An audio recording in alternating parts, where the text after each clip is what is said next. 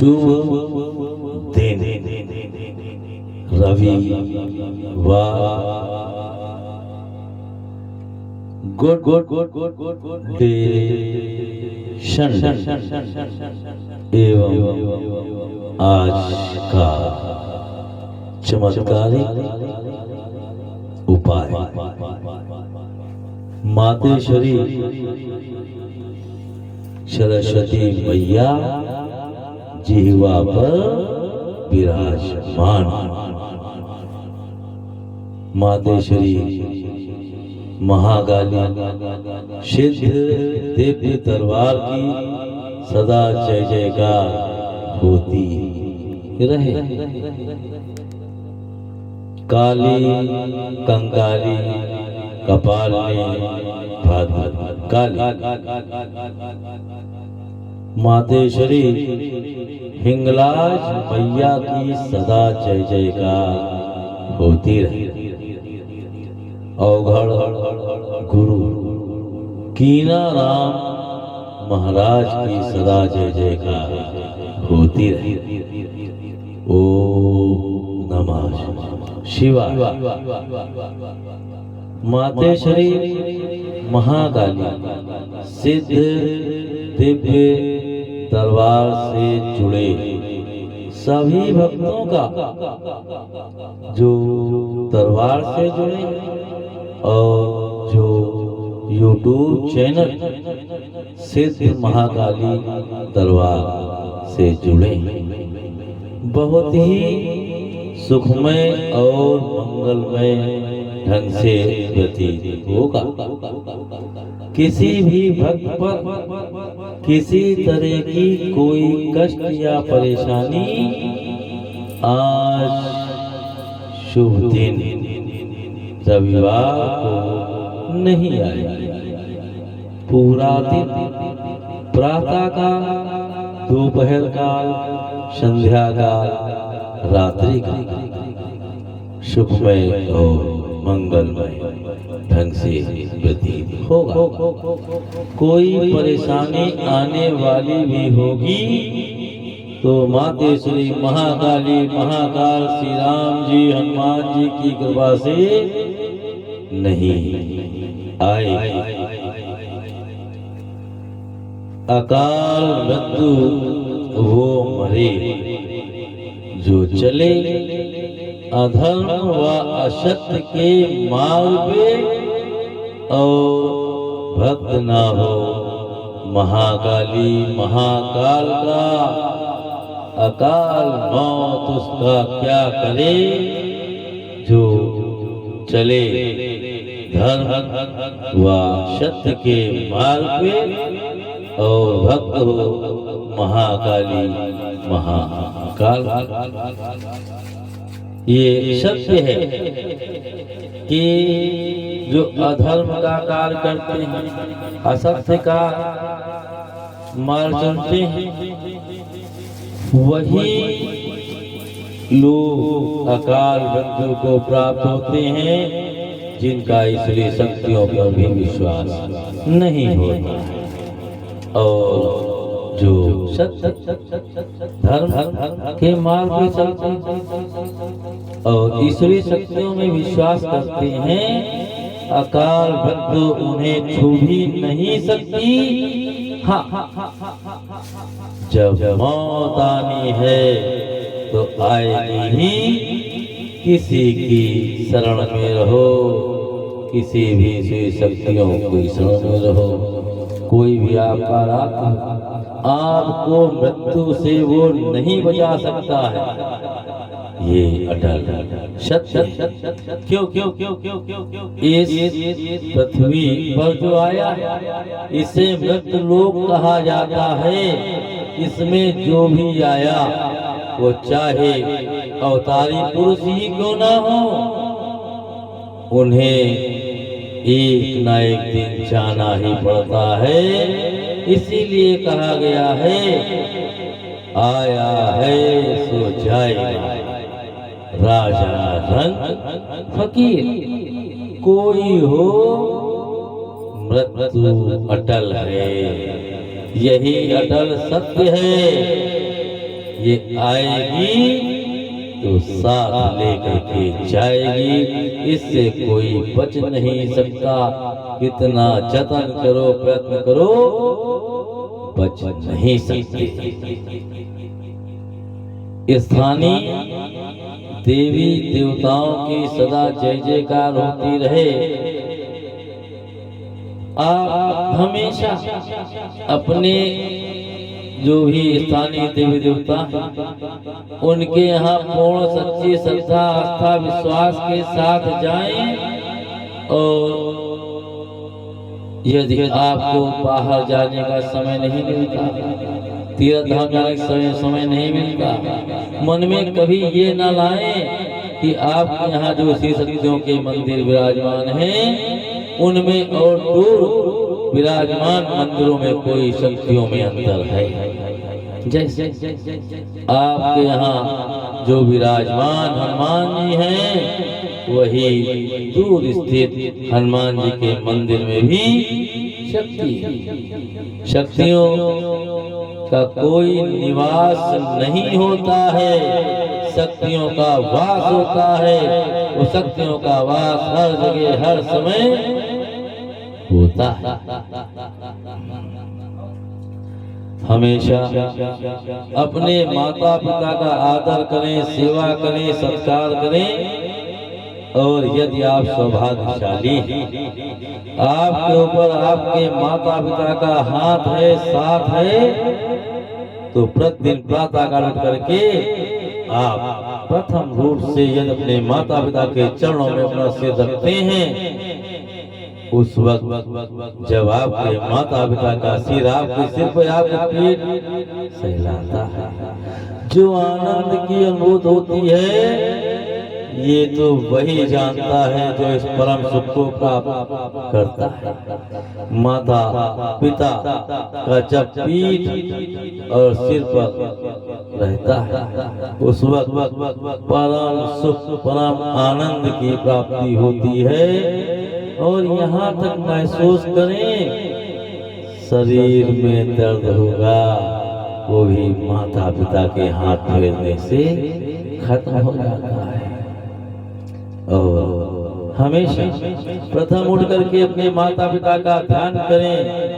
यदि आपका माँ के पिता का साथ नहीं है, और उसके बाद ही आप किसी श्री शक्तियों का नाम लें, क्योंकि आपका अस्तित्व ही आपके माता पिता से है। आपके माता पिता ना होते, आपका अस्तित्व ही ना होता। और इसीलिए कहा गया है कि माता और पिता ये प्रथम गुरु होते हैं। माता ही सबसे पहले बच्चे को सिखाती है, ये कौन, ये कौन। और आपका अस्तित्व भी माता पिता से, और आपका गुरु भी माता पिता ही सब है। और यदि आपके माता पिता का आशीर्वाद आपके ऊपर है, तो सारी ईश्वरीय शक्तियों का आशीर्वाद आप पर होता है, उनकी कृपा बरसती है। यदि आप गरीब किसी कारण से आप तीर्थ धाम नहीं जा सकते, कोई दिक्कत नहीं। कहा जाता है माता पिता के चरणों में सारे तीर्थ धाम वास करते हैं। और जिनके ऊपर माँ का आशीर्वाद, पिता का आशीर्वाद है, सभी ईश्वरीय शक्तियों की कृपा अपने आप बरसती है। लेकिन यदि आपने भूलवश भी अपने माता पिता का अनादर किया, उनका दिल दुखाया और ये सोचा कि हम फला तीर्थ जाए, धाम जाए, कोई फायदा नहीं है। जो माता पिता का अनादर करता है, दिल दुखाता है और माता पिता के आंखों में आंसू लाता है, उसे कोई भी ईश्वरीय शक्तियां मदद नहीं कर सकती हैं। मन बहलाने के लिए चाहे जितने तीर्थ धाम जाओ, ये सत्य। और ये भी सत्य है, यदि आपका समय पैसा तीरथ धाम जाए इसीलिए है। लेकिन यदि आप नहीं जा सकते, अपने माता पिता के चरणों में रहें। आपको माता पिता के आशीर्वाद के साथ ही ईश्वरीय शक्तियों की कृपा भी मिलती है। जय महाकाली, जय महाकाल, जय श्री राम, जय हनुमत लाल। ओम श्री रामाय नमः। यदि आप दिशाशूल और राहु काल का ध्यान रखते हैं, और ये सत्य है कि रखना चाहिए। जो भी दिशाशूल और राहु काल का ध्यान रखता है, उसके जीवन में इतनी आसानी से कोई कष्ट या परेशानी नहीं आती। रविवार के दिन बेवजह बेमतलब में बैठे बिठाए अपने इष्ट मित्र परिजनों आपके यहाँ पश्चिम दिशा की ओर जाने से परहेज करें। हानि होने की संभावना रहती है। किसी भी दशा में यदि बहुत अधिक आवश्यक आप बचे, दिशाशूल है तो आप उस दिशा में यदि आपके इसमें परिजन आ रहे हैं, आप जाने से परहेज करें। आपको भी हानि हो सकती है और आप जहाँ जा रहे हैं वहाँ भी हानि होने की संभावना रहती है। विशेष रूप से यदि आप दिशाशूल का ध्यान रखते हैं तो अकस्मात दुर्घटनाएं होती हैं, वो नहीं होती।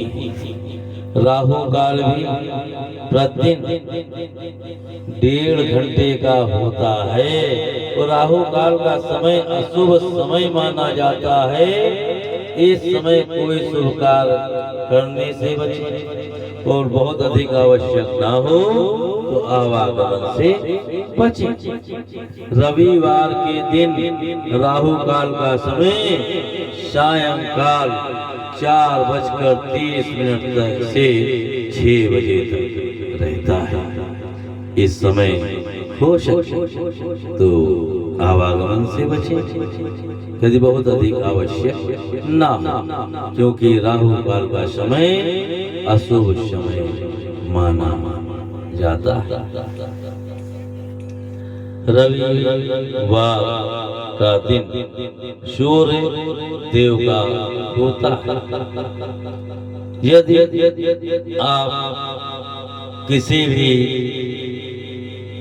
तरह से परेशान, आपको लगता है कि आपके जीवन में कुछ दिक्कतें आ रही, आपका ग्रह सूर्य गड़बड़ कर रहा है, इसके लिए आप प्रातःकाल सूर्योदय के समय आप सूर्य को जलाभिषेक अवश्य करें। और ये ध्यान रखें कि उसमें थोड़ी सी यदि आप होली मिला लेते हैं अधिक लाभ होता है। और सूर्य देव को जब आप जल दें तो ध्यान रखें कि सीने के ऊपर से करके आप सूर्यदेव को जल दें। यदि आपकी कुंडली में सूर्य ग्रह कमजोर हो, इसके लिए आप सूर्य रत्न माणिक्य को धारण कर सकते हैं। आप अपनी तर्जनी उंगली में और कहीं ज्योतिषविदों का मत है कि अनामिका उंगली में, लेकिन अधिकांशतः लोग तर्जनी उंगली में धारण करने को बताते हैं। आप सोने की अंगूठी में 6.5 रत्ती से 7.5 रत्ती तक का माणिक्य जड़वा करके रविवार के दिन धारण करें। यदि आपके पास सोना नहीं है, आप सोना नहीं बनवा सकते हैं, तो आप तांबे की अंगूठी में माणिक धारण कर सकते हैं। और यदि आप के घर में कोई ऐसा व्यक्ति है जो काफी समय से बीमार, रोग दोषों से ग्रसित है, इलाज करने के बावजूद उसको लाभ नहीं मिल रहा है और घर में वो बड़ा है, आप सबसे पहले ये काम करें कि संध्या काल के समय उक्त रोगी व्यक्ति को किसी न किसी सहारे के आप उठकर बैठाने को कहें। तकिया लगाने के बाद यदि वो उठने की स्थिति में है, और रविवार के दिन आप प्रातः काल स्नान ध्यान करके श्री राम जी के मंदिर में जाएं, अपने साथ एक माणिक लेकर के जाएं और राम जी के चरणों में उस माणिक को रख दें और बैठ करके आप उक्त रोगी के जल्द स्वस्थ होने की कामना करें और 21 बार ओम श्री रामाय नमः 21 बार ओम श्री हनुमते नमः 21 बार ओम श्री सूर्याय नमः। 21 बार ओम श्री हरि ओम का जाप करें और वापस आते समय माणिक उठा करके लाएं और उक्त रोगी, यदि आप ही रोगी चल फिर सकते हैं तो अपनी तकिया के नीचे उस माणिक को रख लें, या उक्त रोगी है कोई और उसकी तकिया के नीचे रखें, आपको चमत्कारिक लाभ अवश्य ही मिलेगा। और यदि आप ये महसूस करते हैं कि अकस्मात आपका कार्य रुक रहा है, आप को सोचते हैं और वो काम होते होते रुक जाता है, तो आप माणिक को माला रूप में जड़वा करके गले में धारण करें, आपको चमत्कारिक लाभ अवश्य मिलेगा। ईश्वर गुरु अपने इष्ट प्रजनों आद के साथ कभी छल कपट झूठ व विश्वासघात मत करें। हमेशा सत्य व धर्म के मार्ग पर चलने का प्रयास करें और सत्य व धर्म के मार्ग पर चलकर की कमाई पर भरोसा रखें। यदि आप ऐसा करते हैं, आपको अच्छी नींद आती है, आत्मिक शांति मिलती है और घर से रोग दोष भी दूर रहते हैं और आपका कमाया गया धन तो सत्य व धर्म का है, रोग दोष में व्यर्थ में व्यतीत नहीं होता। लेकिन यदि आप अधर्म सत्य के मार्ग पे चलकर कमाते हैं, किसी भी नौकरी व्यवसाय ठेकेदारी आदि, डर लगा रहता है कब पकड़े कब पकड़े।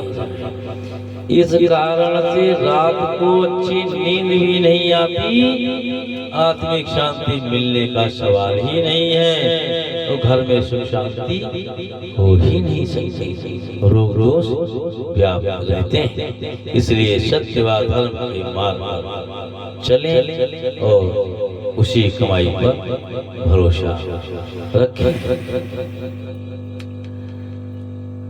हमेशा इस बात का ध्यान रखें, यदि आपके यहाँ कोई भी साधु महात्मा आता है, वो भिक्षा लेने के लिए आता है, तो कभी भी उसे आप अपने देहरी के अंदर आकर के भिक्षा मत देहरी से बाहर उसे रख करके ही भिक्षा दें। ये बहुत ध्यान रखें, कभी भी अपनी देहरी के अंदर आकर के साधु महात्मा आप भिक्षा मत। ओम नमः शिवाय। ओम श्री रामाय नमः।